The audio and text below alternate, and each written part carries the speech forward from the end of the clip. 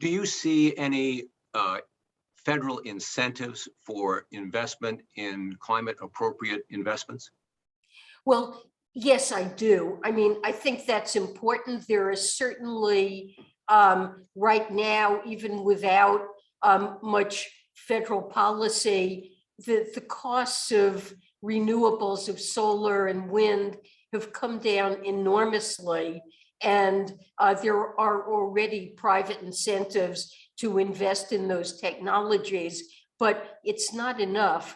And there are major subsidies and financial incentives in the legislation that's under consideration, the so-called Build Back Better package that will support investment in renewables and research and development in renewables and battery technology. One thing that's been holding back these investments is the fact that our grid needs upgrading so that we can move wind and solar from the areas that are most acclimated to be able to generate that electricity to parts of the economy where it's needed.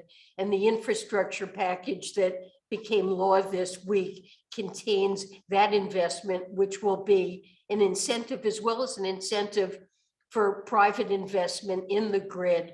And with respect to electric vehicles, as I mentioned, there is funding for the charging stations that we'll need to have electric vehicles, and the Build Back Better package contains major incentives for the production of electric vehicles and also subsidies for their purchase. So there is indeed a lot of policy that's oriented toward making the shift that we need to see.